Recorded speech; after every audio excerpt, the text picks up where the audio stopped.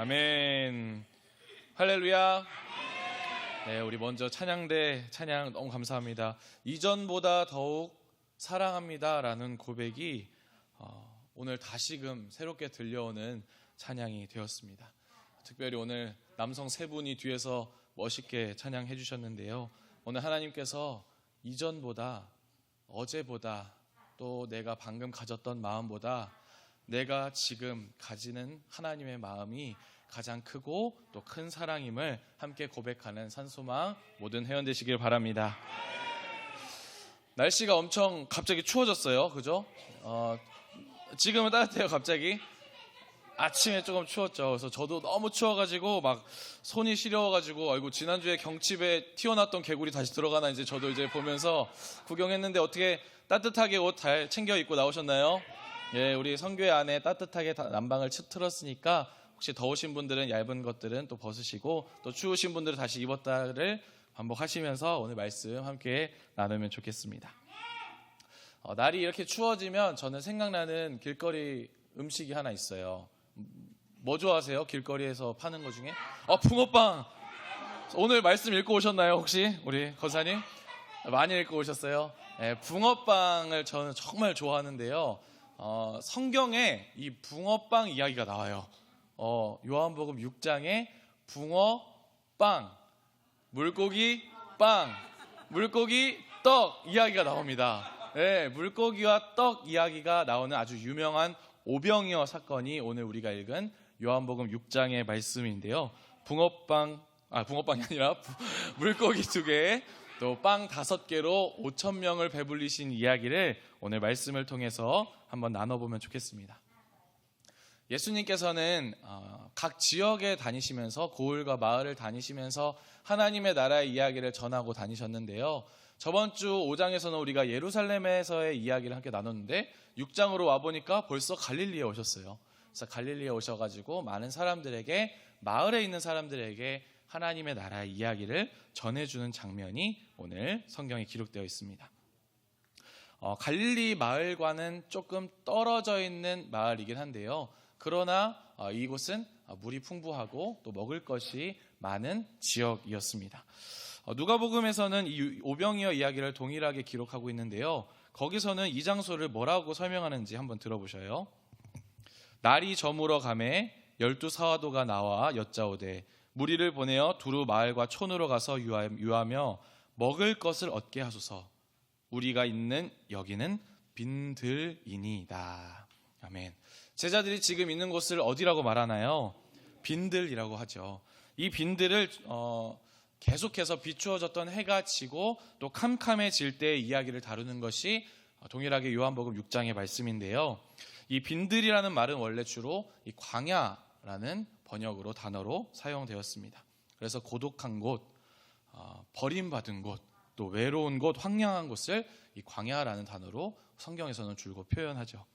성경을 조금 더 읽어본 분들이라면, 그리고 설교를 조금 더 들어보신 분들이라면 이 광야가 무엇을 뜻하는지 잘 알고 계실 것입니다. 그런데 우리가 방금 읽은 이곳은 황량한 사막이나 아무것도 없는 건조한 광야에서 벌어진 이야기가 아닙니다. 왜냐하면 이곳은 갈릴리 지방 근처였기 때문이죠. 여기서 갈릴리 주변에서는 광야를 볼 수가 없습니다. 우거진 나무가 있고요, 풀숲이 있고요, 물이 많습니다. 그래서 우리가 광야라고 여기기에는 어려운 것이 바로 지금 예수님과 제자들 그리고 무리가 모여있는 곳이죠. 오히려 요한은 이 풍족함에도 마치 아무것도 없다고 느끼는 지금 이 제자들과 갈릴리 지역의 사람들에게 무언가 말하고 싶은 것이 있어 보입니다. 이 상황 가운데 지금 그곳에 해가 저물고 있습니다. 그리고 다급해진 제자들의 모습이 묘사되죠. 예수님께서는 빈들에 모여있는 많은 무리를 먹일 요량으로 두 제자에게 이렇게 말합니다. 어디서 떡을 사서 이 사람들을 먹일 수가 있겠느냐 하고 물으십니다. 먼저 빌립은 각 사람으로 조금씩 떡을 거두어도 200명이 하루 동안 겨우 일해야 벌 수 있는 금액이 더 필요하다라고 이야기합니다. 성경에서는 200데나리온이라고 말하는데요. 그 당시에 한 사람의 품삯이 하루 동안 1데나리온이라 하니 정말 많은 금액이 부족하다 말하고 있는 것이 빌립의 입장입니다. 옆에 있는 안드레는 한술 더 떠서 빌립의 말을 더 거듭니다. 여기 이 한 아이가 보리떡 5개와 물고기 2마리를 갖고 있는데 이걸로 이 많은 사람들을 먹인다고 한다는 것은 어불성설입니다. 예수님 못할 것 같아요. 이렇게 지금 안드레가 이야기하고 있는 거예요. 아이에게 있는 5개의 떡, 2개의 물고기를 방법으로 안드레가 제시한 것이 아니라 이 컴컴한 밤이 올 때까지 먹을 것을 준비하지 못한 것에 대한 한탄과 아쉬움, 후회가 지금 안드레에게 있는 것이죠. 분명 예수님 한 분으로 족합니다. 충분해요. 만족해요. 하고 따라 나섰던 길인데 제자들은 지금 예수님이 이 빈들에서 광야와 같은 곳에서 말씀을 나누는 것 이외에는 아무것도 할 수 있는 일이 없습니다라고 빌립과 안드레가 이야기하고 있는 거예요. 예수님, 날이 이미 저물었습니다. 이곳에서는 음식을 구할 수가 없으니 사람들을 마을로 돌려보내는 것이 좋겠습니다. 이제 그만 잔치를 끝냅시다. 지난번에 요한복음 2장에서 가나 혼인잔치 얘기 나눴죠. 예수님이 잔치를 끝내시는 분인가요? 시작하시는 분인가요? 잔치를 시작하시는 분이죠. 물이 포도주로 변한 사건이 기록되어 있죠. 그래서 모든 사람이 다 잔치 끝났다, 잔치 다 먹었다라고 할 때 예수님은 포도주가 새롭게 나왔다, 잔치를 시작하자 말씀하셨던 분이 우리 예수님이십니다. 마찬가지예요. 안드레와 빌립이 예수님 잔치 끝났어요. 먹을 것 없습니다. 우리가 이만 사람들을 먹으려면 200데나리온이 필요합니다. 라고 말했을 때도 예수님은 잔치 이제 시작이다 말씀하여 주십니다. 아주 중요한 이야기가 여기 말씀에 나오는데요. 10절 말씀 제가 읽겠습니다.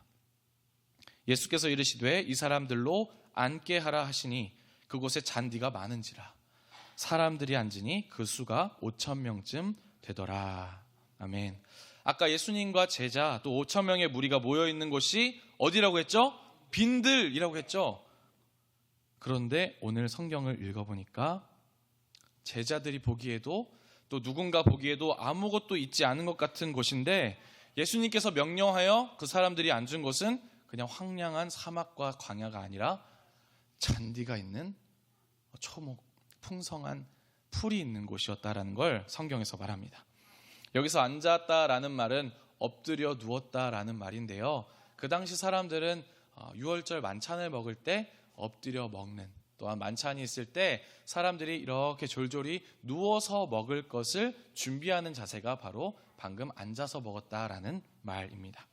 사람들이 폭신하게 누워 먹을 수 있는 풀이 가득 자라고 있는 곳에 예수님은 누우라, 앉으라 하고 말씀하시는 거예요. 그러면 예수님께서 보시기에 많은 사람들이 편히 누울 수 있었다라는 것은, 또 누우라고 명령하신 것은 뭐예요? 이제 먹이겠다, 이제 배불리겠다, 잔치 시작이야 라고 말하는 것과 같은 말이겠죠. 이 말씀을 더욱 자세히 이해하기 위해서는 오늘 말씀의 배경이 지금 유월절이라는 것에 집중하여야 합니다. 명절이죠. 사람들이 모여서 정해진 음식이, 조상 대대로 먹던 음식을 함께 나누며 먹었던 곳, 지금까지 이스라엘 백성들을 끌고 온 이가 내 조상, 내 할아버지, 할머니가 아니라 하나님이시라는 것을 다 같이 모여서 인정하는 기간이 바로 유월절 기간이었습니다. 쓴 나물을 먹어서 고통을 이해하고요, 포도주를 먹으면서 우리를 먹이신 하나님, 때마다 목마를 때마다 채우셨던 하나님을 기억하는 것이 바로 이 유월절 만찬이었습니다. 지금 이 사람들 예수님과 함께 모여 있을 때 이 사람들은 지금 유월절을 준비하고 있는 모습으로 볼 수가 있는 것이죠.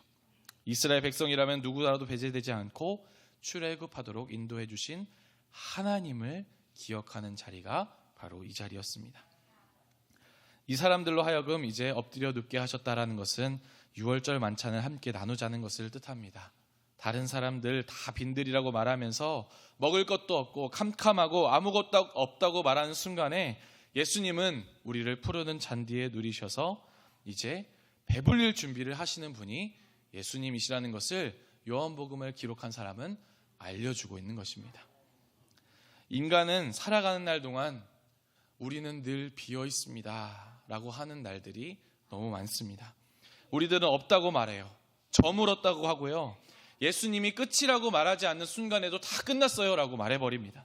그런데 우리가 모든 고통을 겪고 아파하고 끝이라고 말하는 순간에도, 또 더 살아갈 힘이 없다고, 너무 캄캄하다고 말하는 순간에도 예수님은 우리를 채우시는 분이라는 것을 함께 기억해야 하겠습니다. 오병이어의 말씀은 물고기 2마리, 떡 5개로 예수님이 기적을 베푸셨대. 끝났어? 기적이야. 대단하네. 놀랍네. 하고 끝나버리는 단선적인 이야기가 아닙니다. 오병이어가 아닌 500개의 떡, 200마리의 물고기, 수천 개의 떡, 수만의 물고기로도 채워지지 않는 우리의 빈 마음을 채우시는 예수님 이야기가 바로 오병이어의 이야기입니다. 채워도 채워지지 않는 인간의 빈 공간을 채울 수 있는 것은 한낱 물고기와 떡이 아니라 예수님 자신이라는 것을 오늘 성경에서 알려주고 있는 것입니다. 예수님의 사역 이야기는 먹을거리로 시작해서 먹을거리로 끝나요. 예수님이 사역 시작하실 때 마귀가 여리고에 데려가서 시험을 하죠. 그 중에 돌이 떡으로 변하는 기적을 보여라. 그러면 내가 하나님 아들이라는 걸 인정하겠다 하는 마귀의 시험을 받습니다.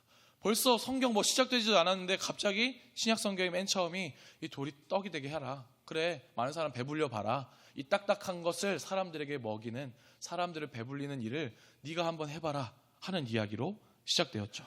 그 예수님의 사역 기간에 예수님은 지역의 마을에 들어가서 죄인들과 세리들과 함께 밥을 드셨죠. 네가 너희 집에 유하여게 하겠다 하고 그 집에 들어가서 밥 먹으셨다는 거예요. 배를 불리는 일에 예수님은 모른 척하지 않으셨습니다. 계속해서 이렇게 먹는 이야기를 하는 이유는 그만큼 중요하기 때문입니다. 사람들도 마찬가지죠. 어디 결혼식에 다녀오면 식사한 것이 기억에 남아요. 참 그 메뉴 맛있더라. 이제 결혼식 나눴던 이야기는 하나도 기억 안 나고 밥 먹은 거, 그 맛있었던 거, 그것만 이제 기억이 나죠. 또 지난주에 제가 광고 시간에 이제 산소망에서 4월부터 식사합니다 라고 말씀드렸더니 돌아가는 본고 안에서 이제 매주 먹는 거냐, 첫 주만 먹는 거냐 갑론을 막 하셨다고 해요. 그래서 네가 맞네 내가 맞네 하면서 이제 막 자기 주장 하셨는데, 정리해서 말씀드리면 이 코로나로 이제 우리가 식사를 못 하게 됐잖아요. 그래서 이제 그때 당시 식사를 해주시던 권사님들이 많이 은퇴하셨대요.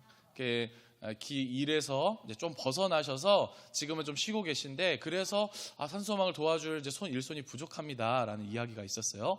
그러나 그래도 가만히 있을 수가 없죠. 우리 산소망에 같이 함께 식사를 나누는 것이 좋고, 또 말씀 나누고 예수님이 하셨던 것처럼 배불리 먹고 돌아가면 얼마나 좋겠어요. 그래서 광장교회에 부탁을 드렸습니다.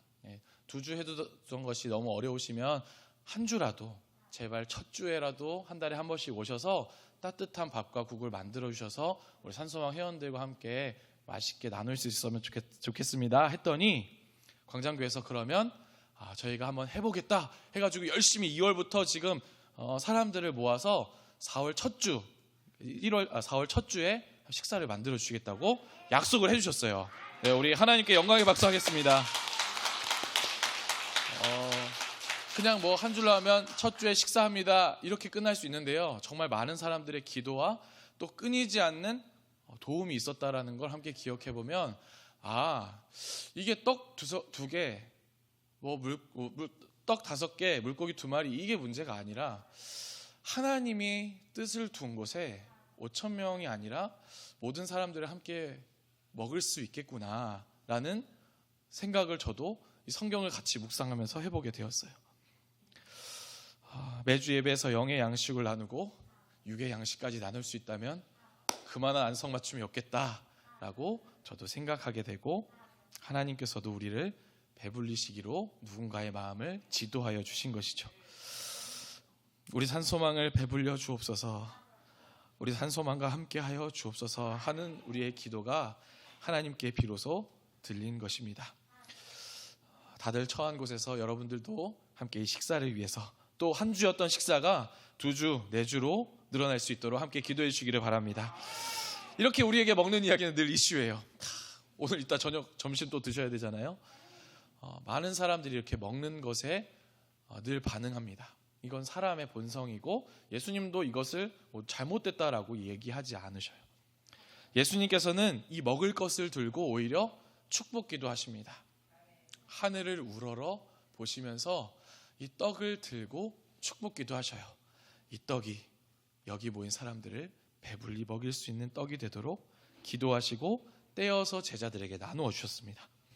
그리고 제자들은 예수님께 받은 것을 사람들에게 나누어 주죠. 그리고 이런 기록도 있습니다. 11절 말씀 제가 한 번 더 읽어드리겠습니다. 예수께서 떡을 가져 축사하신 후에 앉아있는 자들에게 나눠주시고 물고기도 그렇게 그들의 원대로 주시니라. 아멘. 어디서 많이 들어본 말씀 아니에요?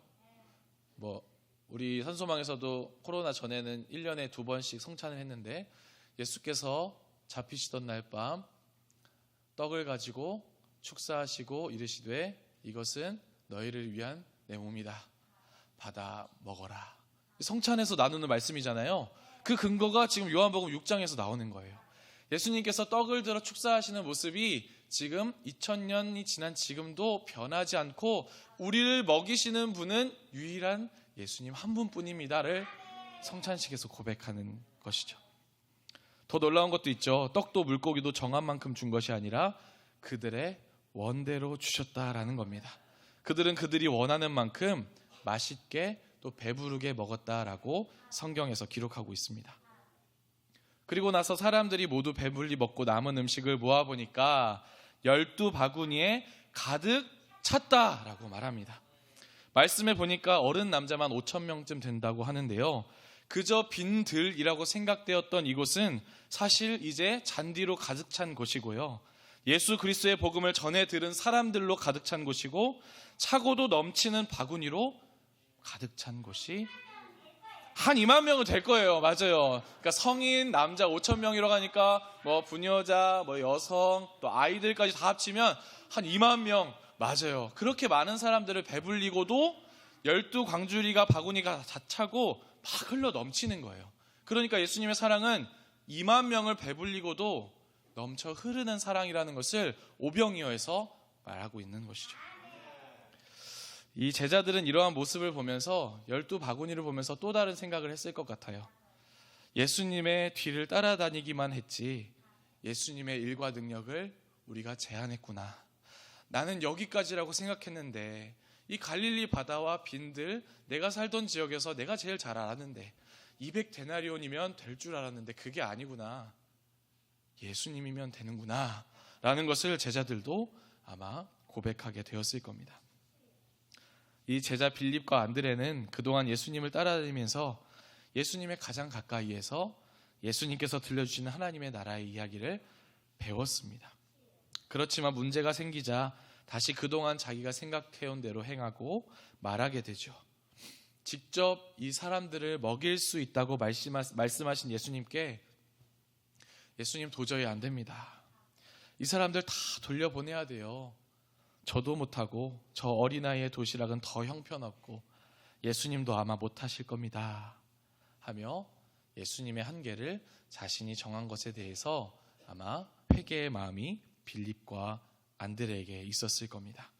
그러나 예수님께서는 제자들의 과오를 지적하는 대신에 거기에 모여있는 이들을 위해서 함께 축복하여 주시고 제자들을 함께 배불리 먹이십니다. 그 배부름의 대상에서 제외하지 않으시고 빌립과 안드레도 넉넉히 채워주셨죠. 어리석은 제자들을 또한 거두시는 분이 우리 예수님이셨습니다. 이것은 예수님께서 사역하시기 전에 신의 광야에서 그들을 100번, 1000번, 골백번, 수만 번 반복하였던 하나님의 사랑 이야기와 비슷하게 전개됩니다. 만나와 메추라기 이야기 잘 아시죠? 광야 위에서 힘겹게 견디는 이스라엘 사람들의 온몸과 마음을 먹이시는 하나님의 이야기가 구약 성경에 기록되어 있습니다. 오병이어의 이야기는 그 옛날 광야 위를 거닐었던 이스라엘 사람들과 마찬가지로 배고픔에 허덕이는 많은 사람들을 하나님께서 특별한 능력으로 배불리 먹이셨다라는 점에서 비슷한 사건입니다. 그런데 종살이 하다가 실제로 아무것도 먹을 것이 없었던 신의 광야에서 만나와 메추라기를 먹은 것과는 이 오병이어의 이야기가 다른 점이 있습니다. 절망의 홍해를 가르고 새로운 구원의 땅으로 오게 된 이야기와 더불어서 우리는 오병이어의 이야기를 한 번 더 생각해 보아야 합니다. 감사하게도 요한복음 6장에서는 이제 사람들은 떡과 물고기로 또 무언가로 자신을 채운다 하여도 근본적인 허기짐이 있다라는 것을 알려오고 있습니다.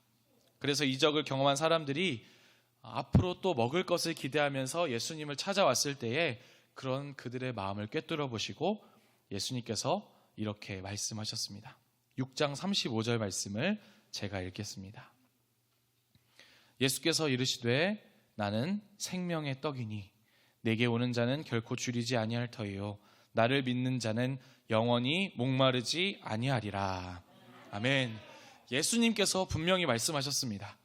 이제 예수님께서 직접 떡과 잔을 건네어 받아 먹고 배고픔만을 달래지 말고 생명의 떡, 생명의 밥이신 예수 그리스도를 믿으라고 말씀하십니다. 그렇게 한다면 절대로 배고프지도 목마르지도 않는다고 예수님께서 스스로 말씀하여 주고 계시죠. 우리 회원님들께서 산소망 예배에 나오는 이유는 아마도 다양할 것입니다. 그런데 저도 여러분들도 포기하지 않아야 할 단 한 가지의 이유가 있습니다. 우리가 매주 월요일 이렇게 하나님의 말씀을 나누는 이유는 우리 예수님과 가까워지기 위함입니다. 그런데 우리가 하나님의 말씀을 듣기만 한다고 배고픔이 즉각 해결이 될까요? 그렇지 않죠. 막 듣고만 앉아있으면 밥 먹으러 가야 되는데 앉아만 있으면 배고픔은 해결되지 않아요. 여전히 우리는 하루 3번 배고픔을 느끼고 밥이라는 것을 먹어야 합니다. 그런데 예수님께서는 이 배고픔, 허전함, 외로움 같은 것들을 넘어서 사람이라면 누구나 겪게 되는 허기에 대해서 말하고 있는 거예요. 나는 어디에서 와서 어디로 가는가?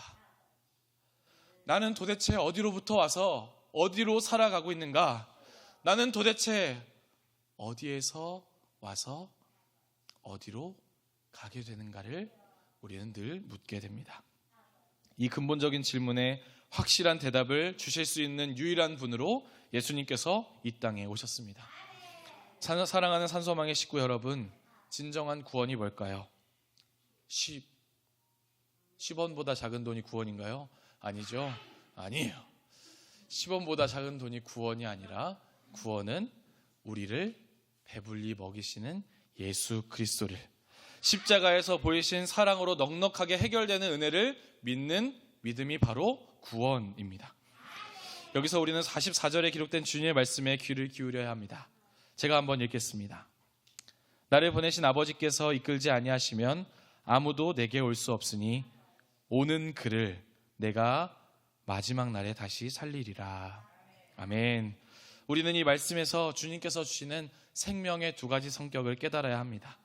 만나와 메추라기가 사막 위를 걷고 있었던 이스라엘 백성들을 먹이는 것이었듯이 이 오병이어가 또 우리의 노력과 힘으로 얻어낸 것이 아니듯이 구원의 생명은 우리에게 주어지는 것이고 또 아직 이루어지지 않은 것입니다.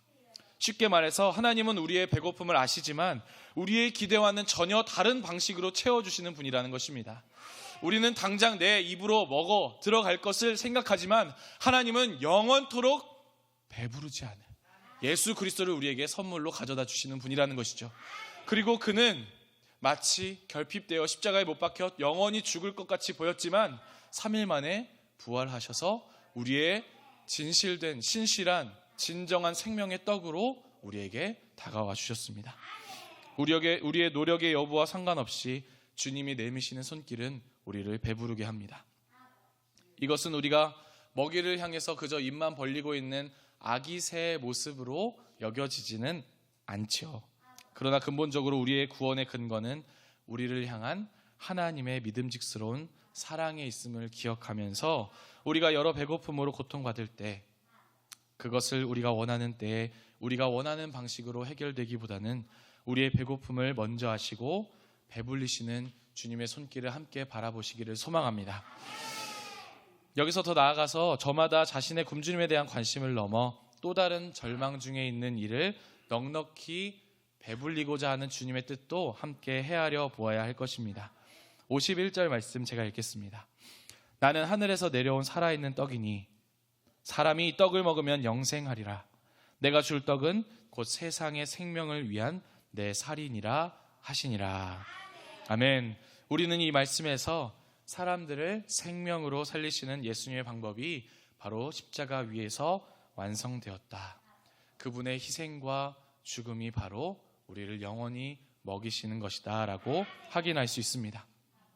동시에 그것처럼 주님께서 죽임을 당하시기 전까지 베푸시는 그 구원의 세상들을 우리는 다시 한번 깨달을 수 있게 되죠. 예수님은 분명히 내가 줄 떡은 나의 살이라고 말씀하십니다. 그렇기 때문에 우리는 나만의 혹은 나와 가깝고 친한 몇몇 사람들만의 생명과 구원에만 힘써서는 안 됩니다. 오히려 구원받는 대상을 쉽게 단정하고 제한해서도 안 되겠죠. 나는 산소망에 오랫동안 신앙생활을 해왔으니 나만 대단해 해도 될까요? 아니요, 안 되죠. 새로운 사람이나 떠나간 사람은 관심 없어. 나는 나만 중요해. 나의 구원만 중요해. 나의 배고픔만 중요해 해도 될까요? 안 되죠. 교만한 거예요. 저 사람은 참 이해가 안 돼. 저 사람도 참 하나님이 구원을 해주실까? 하고 생각하는 거 돼요? 안 돼요? 안 됩니다. 우리 모든 사람은 하나님께서 말씀 앞으로 예수님 앞으로 보내주신 사람은 누구나 이 생명의 떡을 먹을 자격이 있다라는 걸 함께 고백하길 바랍니다. 온 세상 모든 사람들을 차별 없이 사랑하시고 그들을 살리기 위한 하나님의 한없이 드넓은 마음에 우리도 우리의 마음을 가져다 대야 할 것입니다. 값없이 나를 사랑해 주신 하나님이 그 사람도 역시 아무 공로 없이 그 사람의 흠을 보지 않고 잘못을 보지 않고 예수님을 제안했던 말소리에 귀를 기울이지 않고 오히려 더 크신 사랑으로 그를 감싸 주실 것입니다.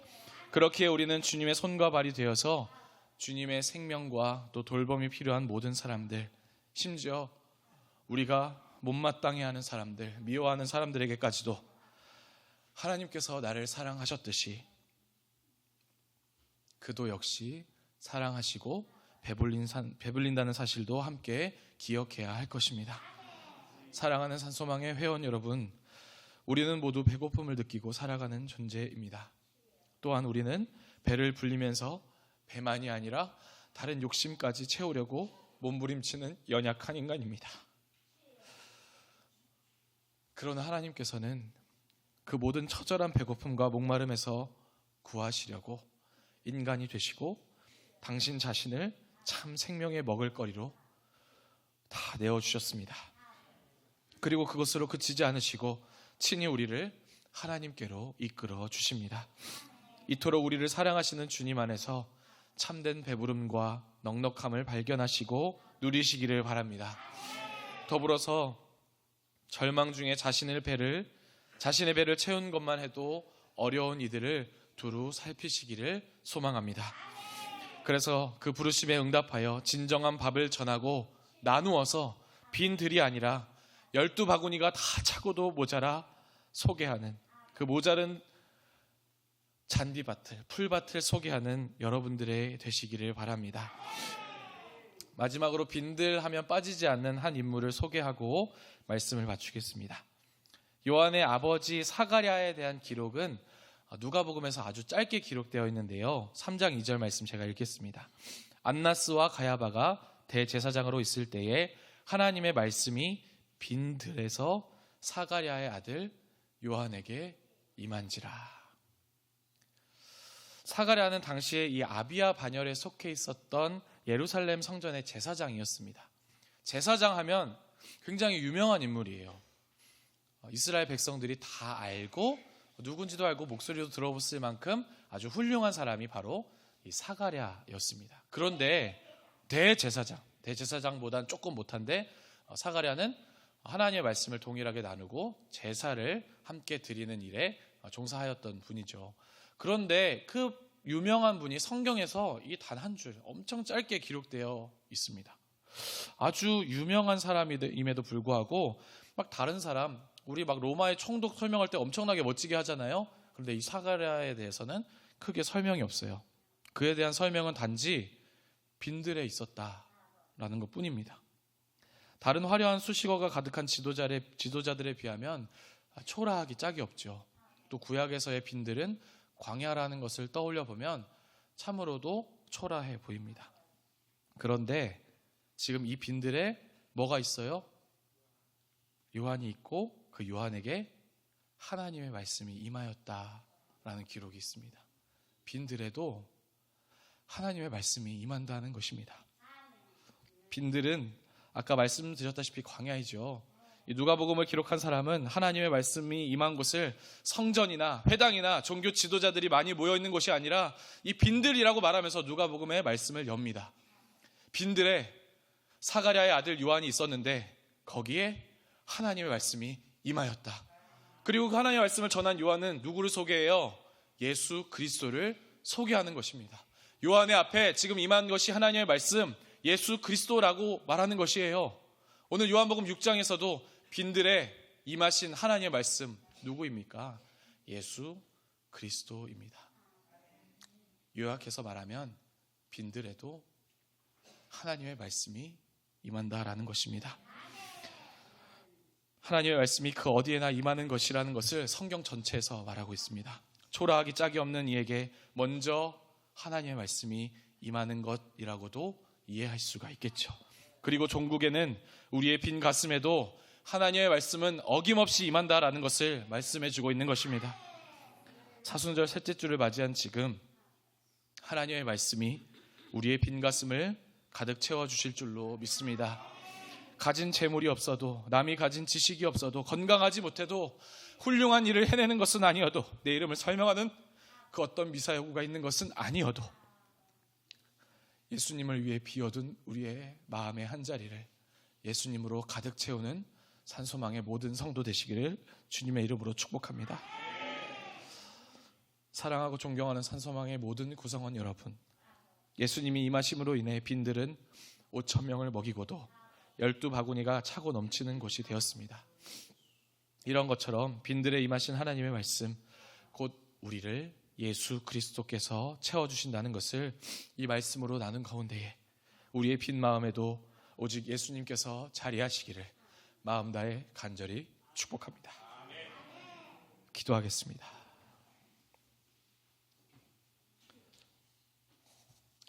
사랑하는 주님, 모든 것이 다 비어있는 것 같은 우리의 가슴에 찾아와 주옵소서. 세상에 있는 모든 고통스러운 단어를 다 더하여도 설명되지 않는 우리의 삶의 생활에, 가정의 빈 가슴에 찾아와 주옵소서. 그리하여서 무엇으로도 채워지지 않고 위로받지 못했던 일에 예수님만이 유일한 위로라는 것을 함께 고백하게 하여 주옵소서. 빈들이 넘쳐나는 이 12바구니로 변했던 것을 기억하며 차고도 넘치는 은혜를 우리에게 주심에 늘 감사하게 하여 주옵소서. 살아계신 주 예수 그리스도의 이름으로 기도 올리옵나이다. 아멘. 아멘.